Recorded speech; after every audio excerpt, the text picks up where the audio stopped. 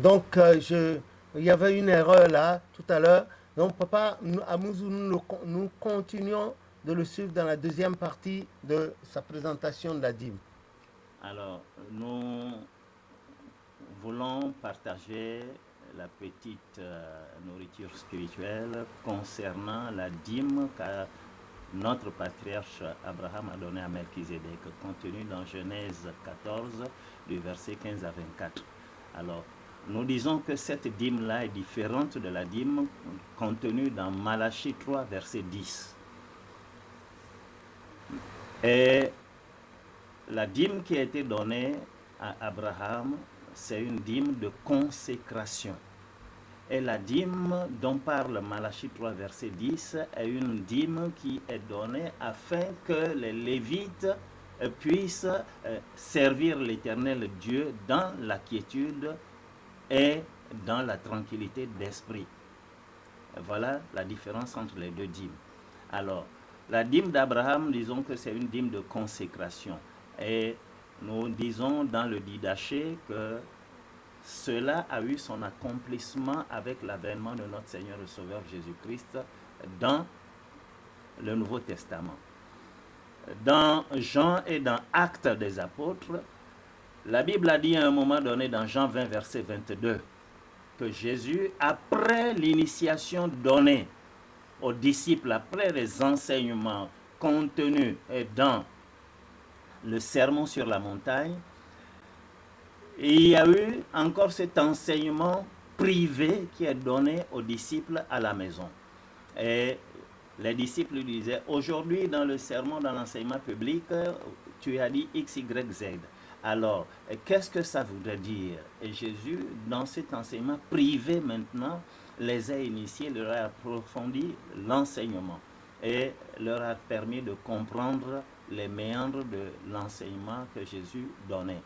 Et ça a contribué à ce qu'ils se sont départis de tout ce qui leur restait encore comme le petit péché. Parce qu'ils ont été purifiés par la parole. Sanctifie-les avec ma parole, car ma parole est vérité. Jean 17, verset 17. Alors, dans Jean 20, après ces enseignements privés, la Bible dit dans Jean 20, verset 22, que Jésus a soufflé en eux. Et l'Esprit de Dieu, l'Esprit Saint, est rentré en eux. Pourquoi Jésus a soufflé en eux? C'était la consécration, la purification, la dernière cérémonie à faire pour les purifier totalement, pour les sanctifier, afin que le Saint-Esprit puisse leur habiter. Et ils devaient maintenant redorer le blason de fils du royaume entièrement. Parce que n'oublions pas que Jésus savait qu'il allait partir bientôt.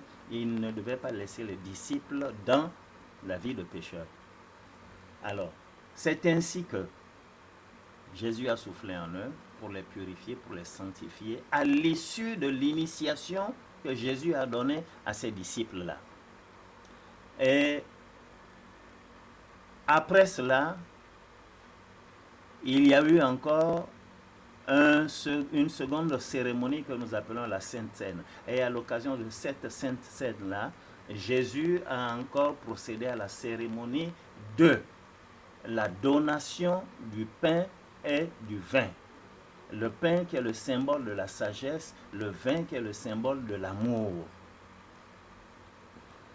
Et les disciples, étant maintenant imbibés, moulés de nouveau dans cet esprit-là, ils étaient prêts à pouvoir relayer, à poursuivre la mission de Jésus après lui sur cette terre. Et donc, c'est pourquoi nous disons que la dîme qui a été donnée, là, Abraham a donné, c'était une dîme de consécration. Cette dîme de consécration a eu son accomplissement également dans le rituel que Jésus a eu à faire à ses apôtres, en leur donnant par la suite, comme Abraham en a donné, du pain et du vin aux disciples, aux 12 apôtres. Donc, c'était une cérémonie de consécration. À la Pentecôte, le Saint-Esprit a encore revêtu de son autorité les disciples. Cette fois-ci, c'était la puissance qui devait permettre aux disciples d'aller évangéliser. et que leur évangélisation soit accompagnée de miracles, de prodiges, de guérisons. Et c'était pour ça. Et la première cérémonie, c'était pour la consécration totale. Alors donc, cette consécration, c'est également une forme de dîme parce qu'ils se sont donnés entièrement, corps, âme et esprit à Dieu, afin que Dieu puisse les utiliser comme il le voudra. Et donc, c'est de cette dîme-là que nous voulons parler pour expliquer la portée et la signification profonde de la dîme qu'Abraham a donnée à Melchizedek et de l'accomplissement de cette même cérémonie-là que Jésus a eu à faire aux apôtres le jour de la Sainte Seine et bien avant aussi dans Jean 20, verset 22. Donc voilà la première forme de dîme dont nous voulons parler, dont nous voulons partager avec vous en ce moment-là. Que l'Éternel soit béni, qu'il soit loué, qu'il soit chanté, magnifié. Amen. Nous n'avons pas eu le temps de rentrer dans les cotations et de soutenir tout cela par les cotations, mais néanmoins nous avons donné les indications nécessaires qui suffisent pour que nous puissions faire une étude et comprendre les méandres de ce que nous sommes en train de partager avec vous. Que l'Éternel Dieu soit béni, qu'il vous inspire et qu'il fasse reposer son Esprit Saint sur vous, qu'il soit en vous, qu'il soit avec vous dans sa triple action. Amen. Bon, Amen. Papa Mouzou, Oui. c'est bien.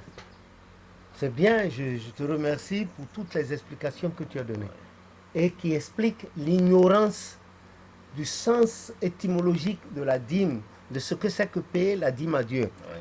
Bon, comparé à ce qui se passe dans les églises maintenant, non seulement dans l'église du christianisme céleste, même ailleurs, même avec nos frères mahométans, Oui. les responsables de ces dénominations religieuses Oui.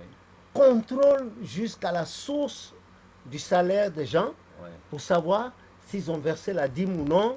Il faut remplir pour attester. Bon, qu'est-ce que tu en penses à partir de notre église? Et puis, parce que je ne voudrais pas que tu t'accentues trop avec les autres, sinon on va dire que nous sommes religieux. Oh, nous, on n'est pas religieux, on est chrétiens. Dans notre église du christianisme céleste, il y a des chefs d'église ou bien de département, ou bien de paroisse qui agissent de cette manière-là. C'est-à-dire que le fidèle doit donner le montant de son salaire et ça doit être connu par le chargé. Et la dîme qu'il doit donner doit représenter le 10e. Et le responsable de paroisse ou du diocèse ou du département vérifie. Et nous disons simplement que c'est une aberration. Alléluia. C'est une aberration parce que dans les commandements de l'Éternel Dieu, il nous a donné les commandements et il nous a dit, vous avez le choix de le faire. Et il nous a conseillé de le faire selon notre bien afin que nous puissions être bénis. Alors, donc, nous avons ce choix-là.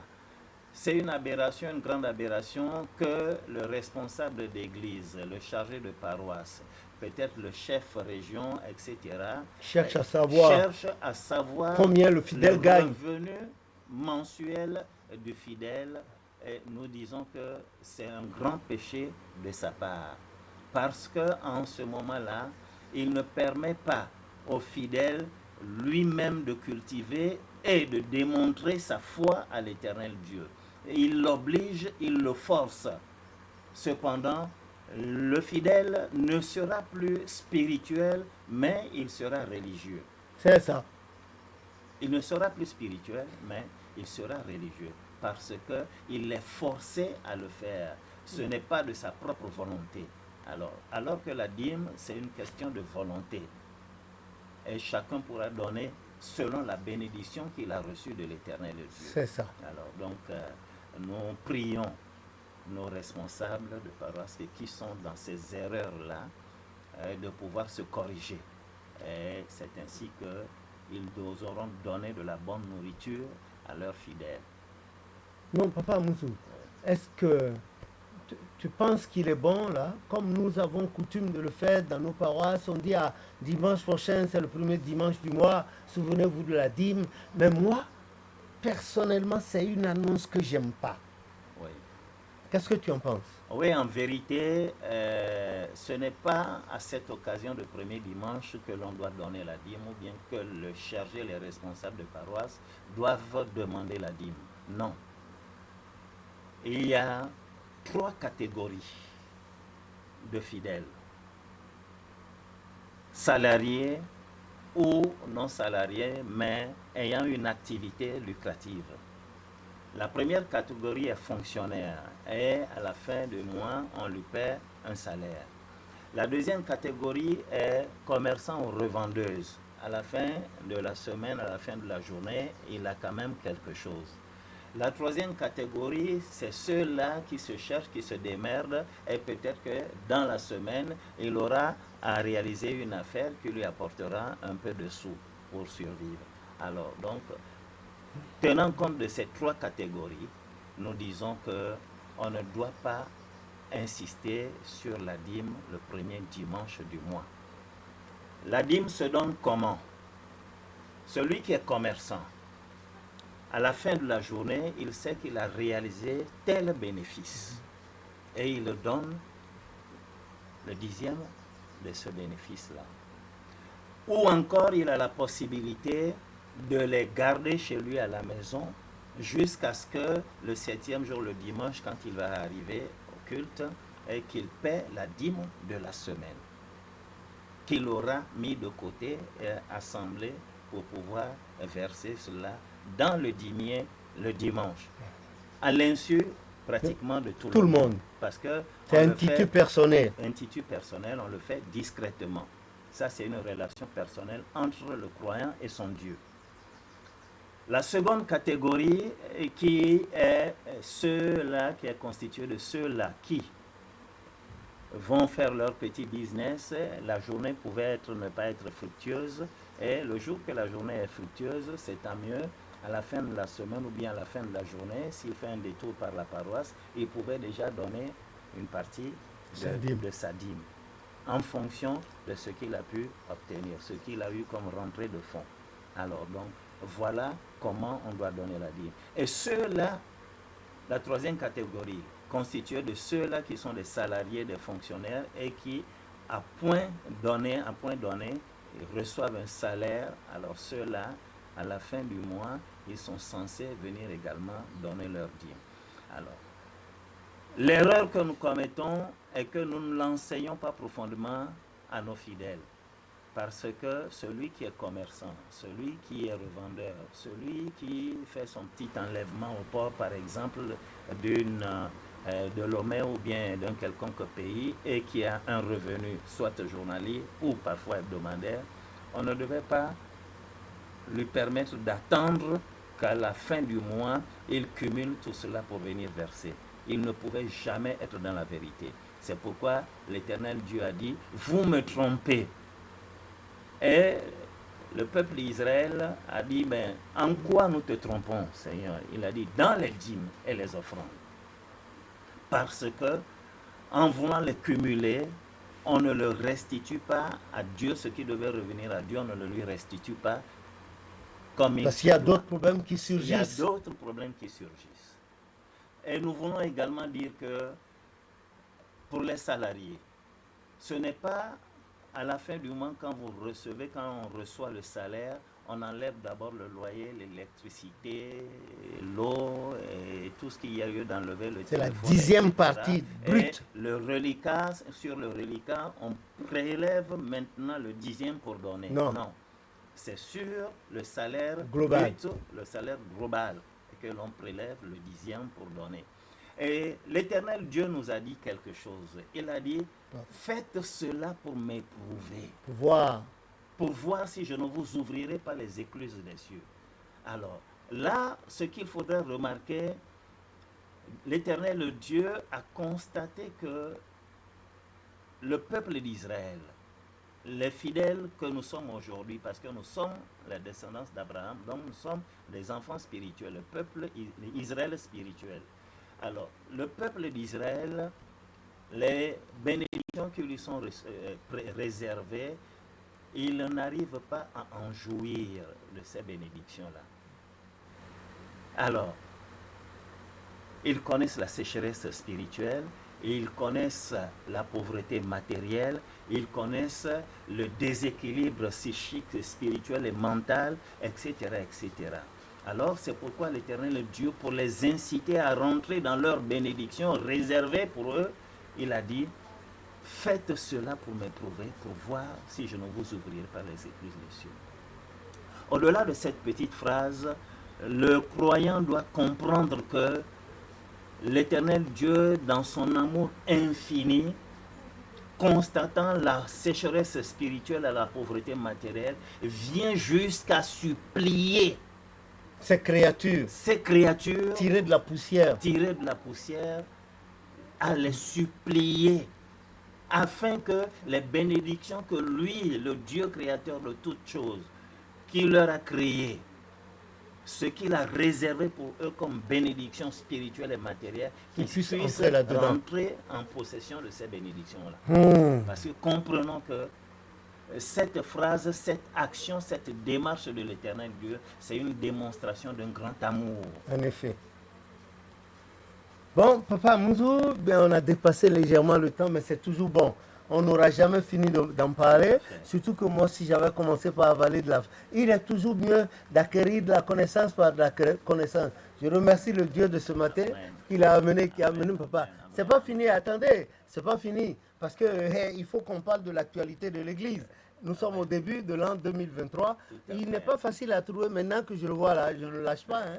Que le nom de l'Éternel soit bon. Donc, Papa, merci, Papa Mouzou, merci. Et dans quelques instants, on va reprendre encore, si ça ne te gêne pas. Ça ne me gêne pas. Merci à vous de nous suivre au nom de... Ok, merci à vous tous.